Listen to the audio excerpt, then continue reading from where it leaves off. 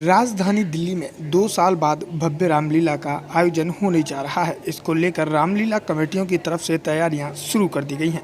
पुरानी दिल्ली लाल किला की सबसे पुरानी और प्रसिद्ध रामलीला कमेटियों में से एक श्री धार्मिक रामलीला कमेटी की तरफ से आज भूमि पूजन का आयोजन किया गया।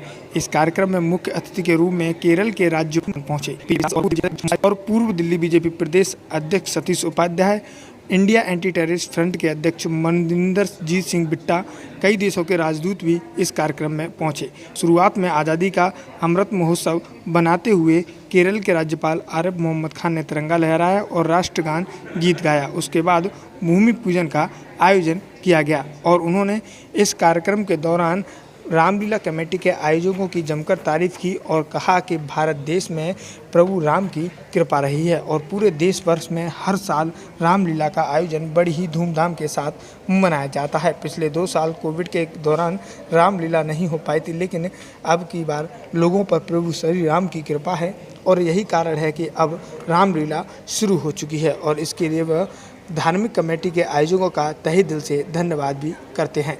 इसलिए ख़ास तौर से कि 100 साल से पिछले ये धार्मिक रामलीला कमेटी रामलीला का आयोजन करती है। 100 साल इस साल पूरे हो रहे हैं, तो निश्चित तौर पे इस रामलीला के चलाने वाले इसके अधिकारी हैं कि हम उनको साधुवाद दें, उनको धन्यवाद दें। और इसलिए कि वो ये जो संदेश है और मुझे कह दूं मैं हैं रामायण का संदेश जो मेरे ख्याल से उसकी हमेशा प्रासंगिकता बनी रहेगी, वो वहाँ से मिलता है जहाँ से वो कथा शुरू होती। वाल्मीकि जी ने एक जोड़े को पक्षी के देखा कि उसने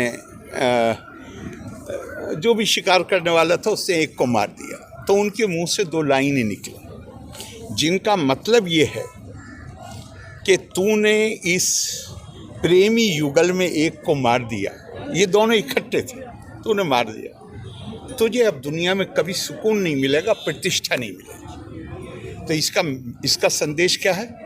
इसका क्रौंच शब्द जो प्रयोग किया है, तो क्रौंच संस्कृत में केवल पक्षी के लिए नहीं, उस व्यक्ति के लिए भी है जो शारीरिक कठिनाइयों के कारण दुबला पतला हो जाए। तो भगवान राम दुबले पतले थे जंगल में कठिनाइयाँ थी, घर का खाना तो नहीं खा रहे थे ना, फल फूल पे ही तो जिंदा थे। तो उनका बहुत वो कमज़ोर नहीं, लेकिन जैसे होता है लीन थिन, वो हो गए थे। तो बहुत से लोगों का ये मानना है कि केवल पक्षी की बात नहीं हो रही है, ये बात हो रही है भगवान राम की और माँ सीता की।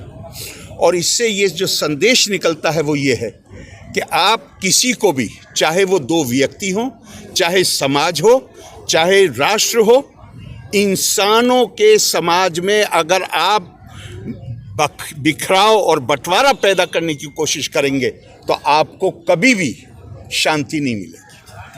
ये लोग उस संदेश को दे रहे हैं, इसके लिए मैं इन्हें खास तौर से बधाई दे रहा हूँ। अरे गुप्ता जी, उन्होंने धनुर्धारी राम की कथा को, जो इनके पिताजी ने जो इसकी कमेटी पहले से कर रही है, उसको एक नई ऊंचाई दे रहे हैं।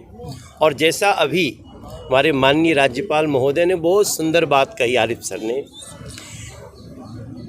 रामचरितमानस की एक प्रमुख लाइन है कि मंगल भवन अमंगल हारी, द्रवौ सुदशरथ अजीर बिहारी। अगर मंगल करना है तो जो अभी आरिफ सर ने बताया, जो रामचरितमानस का, जो महर्षि वाल्मीकि जी का जो रामायण का सूत्र है, उसको याद करिए।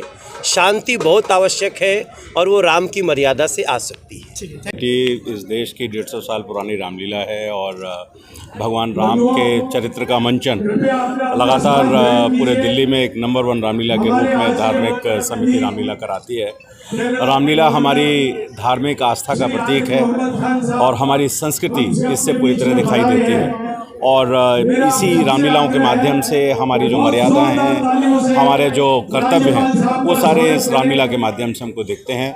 लोग इस रामलीला में वर्ष में एक बार जुड़ते हैं और अपनी जो लोक संस्कृति है और आस्था है उसके साथ मिलकर के इस पर्व को बनाते हैं। भगवान राम हम सब के लिए बहुत ही, जिसे कहना चाहिए, मन में राम, तन में राम, रोम रोम में राम है। और इस बार तो इसके लिए खुशी ज़्यादा इसलिए भी है कि भगवान राम की जन्मभूमि का शिलान्यास हो चुका है और 2024 में सबको भगवान रामलला के दर्शन भी होंगे। तो मुझे लगता है कि इससे बड़े खुशी की बात हम सबके लिए कोई हो नहीं सकती। कोरोना के कारण रामलीलाएँ ठीक से नहीं हो पाई थी, लेकिन भगवान राम की कृपा से दोबारा हम सब लोग रामलीला के मंचन को देखें।